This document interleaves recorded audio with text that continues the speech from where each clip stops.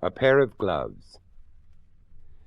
On the day that Elizabeth, younger daughter of the Roderick MacLeods, reached the age of 16, her parents decided that she should be sent to the same exclusive school in Switzerland which had so successfully educated her elder sister Flora.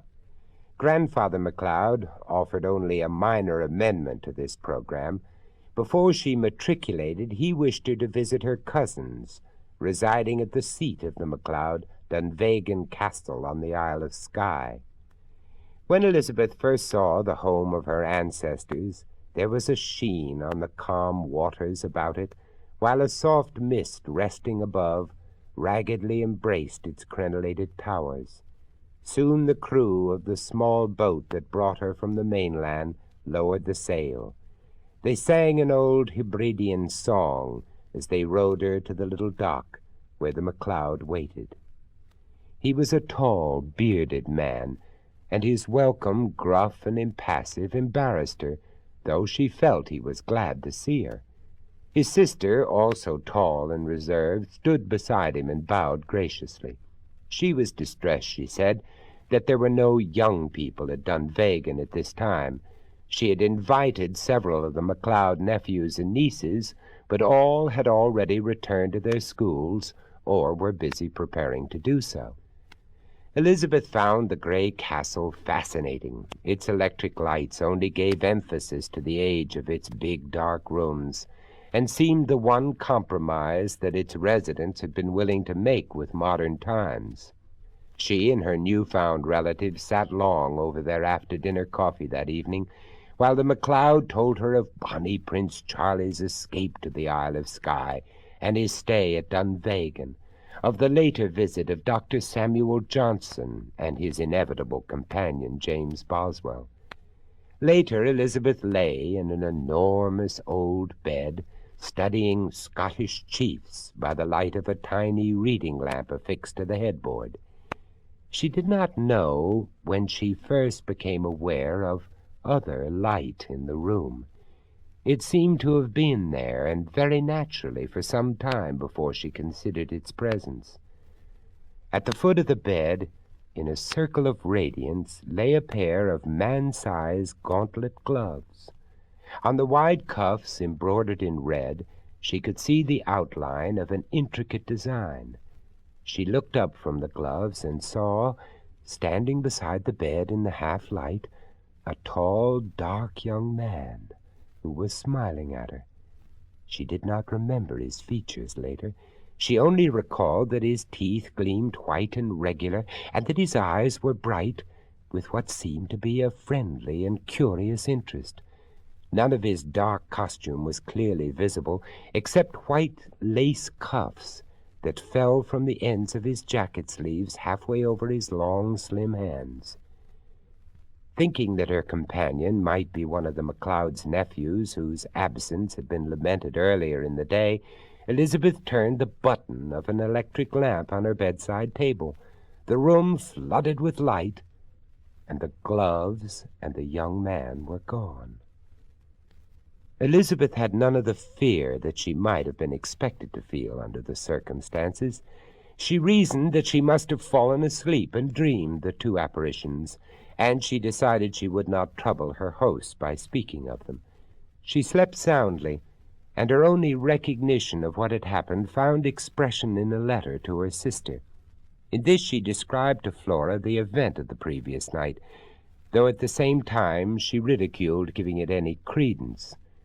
She was the more out of patience with herself a week later, when she said goodbye to the MacLeod and his sister, for she had not seen the young man or the gloves again, nor had she heard anything during her stay that might even partially explain her experience.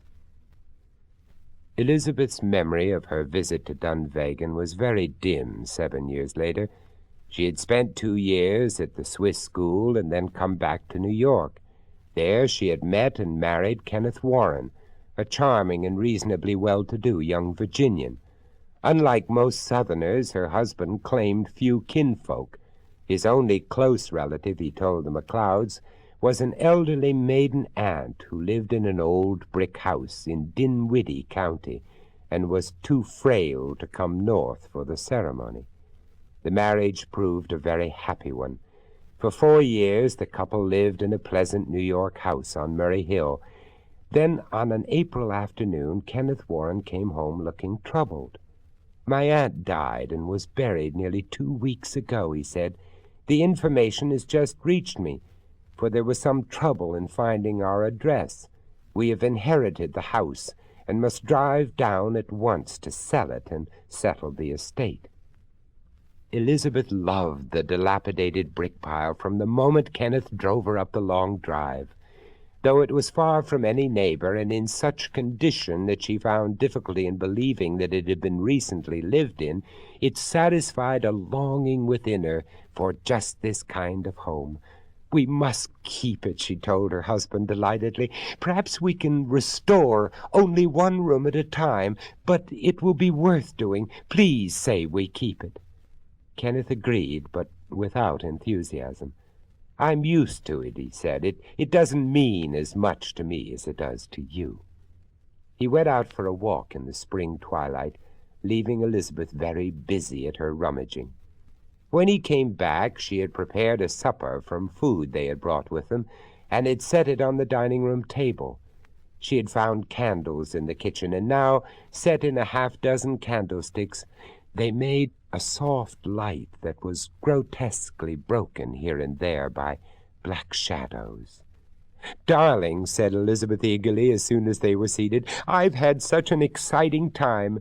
It reminded me of something I dreamed when I was a schoolgirl visiting relatives abroad. I was prowling through the attic this afternoon and opened an old chest full of laces and dress materials.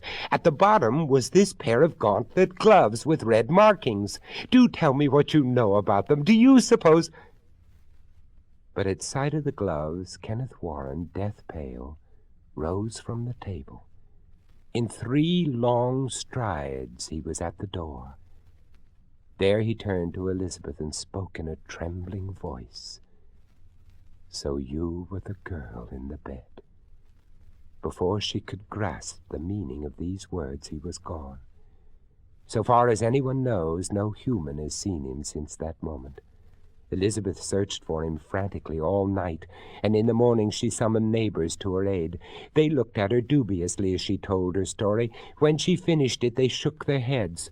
No old lady nor anyone else had lived in that house, they said. Not in the last 100 years, anyway. They made a careful search for Kenneth. They found in the soft ground outside the doorway a man's footprints leading away from the drive to the center of the open space that had once been the lawn of the old house. There they stopped. 10 years have passed, and Elizabeth has found no trace of her husband. She still has the glove.